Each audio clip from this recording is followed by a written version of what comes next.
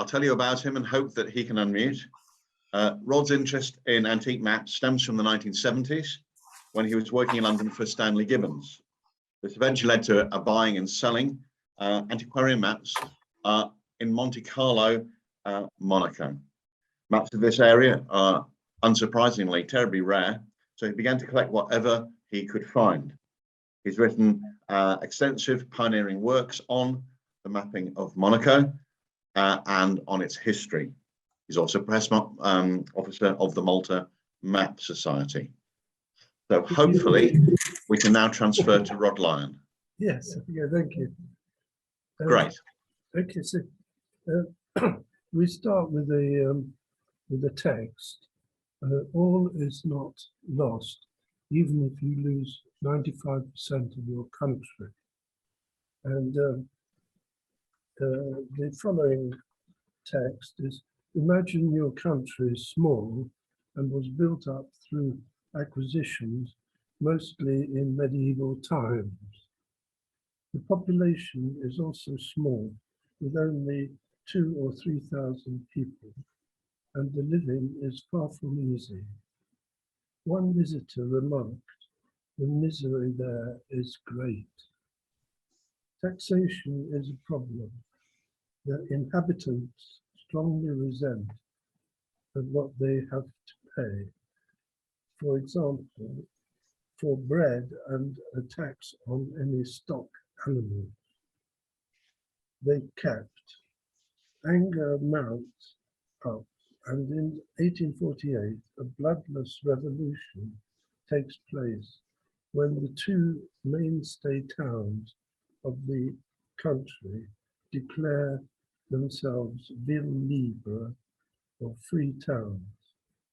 But it is not until 13 years later that the revolution reaches its goal, and 95% of the country is officially declared part of France on February the 2nd, 1861.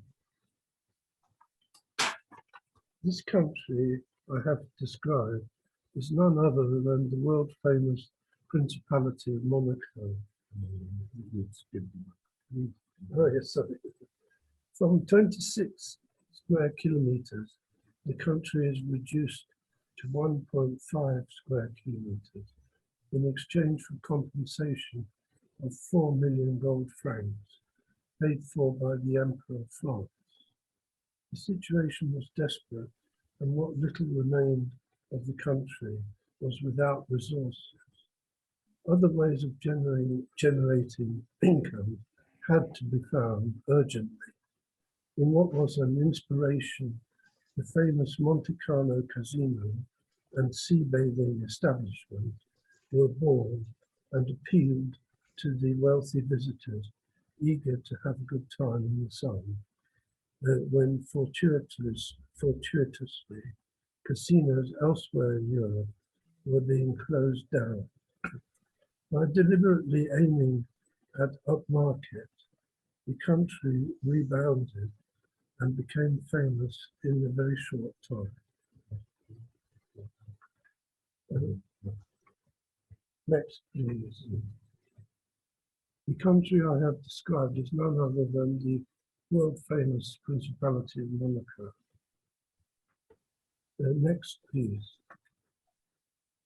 So here you can see Monaco before the 1848 revolution, and the small part in the corner is the all that remained of the Principality after France took the major part of the country.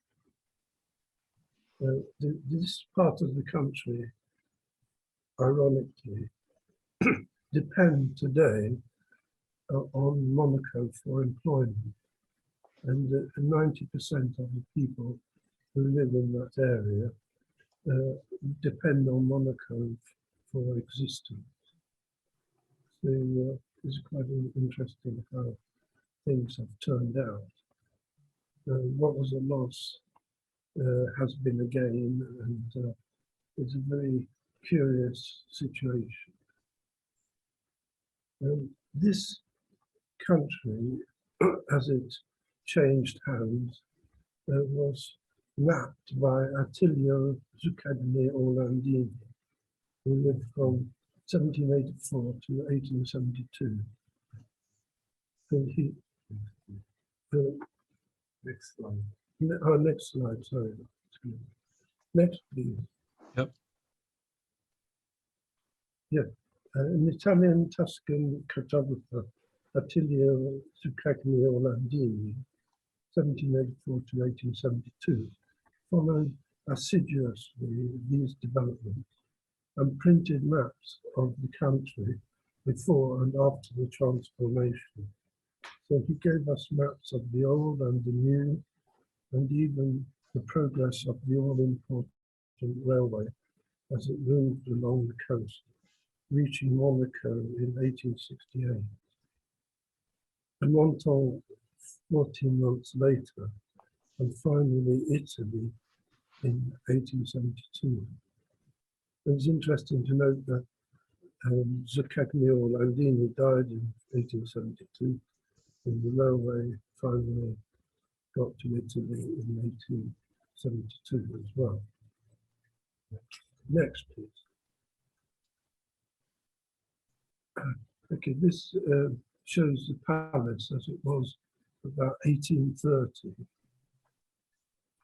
And the buildings that you can see below the palace, this is where they would stock the food for the people. And it is actually featured on the postage stamp of Monaco. And it is probably a lot of fantasy. Because actually, sometime before, the Palace of Monaco was taken by the French Revolution, and they transformed it into a poorhouse. It's quite an insult to the good nowadays.